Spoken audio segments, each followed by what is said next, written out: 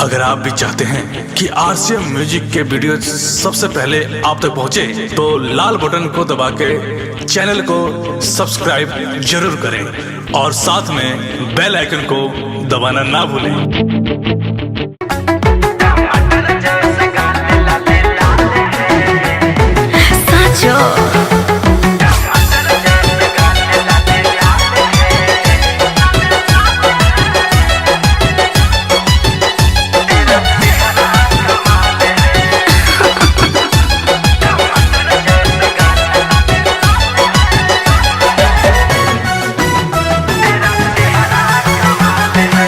छोड़ दे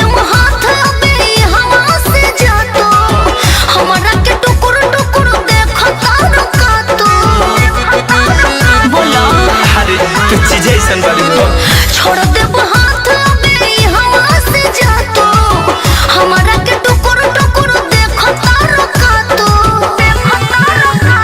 टमाटर जैसा गाल लाले लाल है क्या चेहरा कमाल है। टमाटर जैसा गाल लाले लाल है तेरा चेहरा कमाल है।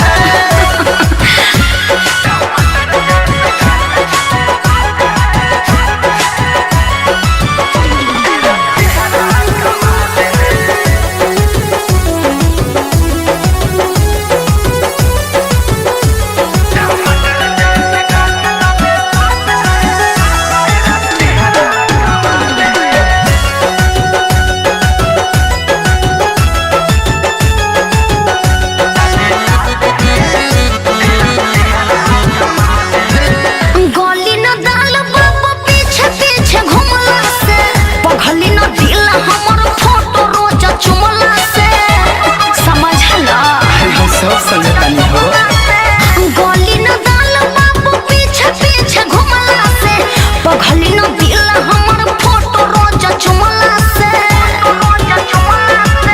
एक बेरी हमारा से लव करे के देखो नहिया के जाल जनी देहिया पे फेंको अरे समझे हरे रेशम जैसा जानू तेरा बाल है का विचार बा कमाल है। टमाटर जैसा ओठ लाले लाल है जो तेरा चेहरा कमाल है।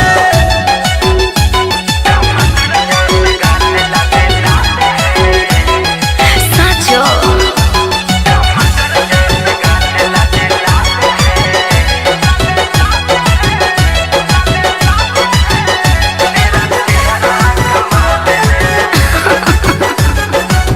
श्याम देहात जिसे करनी हो प्यार हो छोड़ दो मेहनत हो जाए सब बेकार हो आज ये जन्म में तो छोड़ नहीं करे जाए।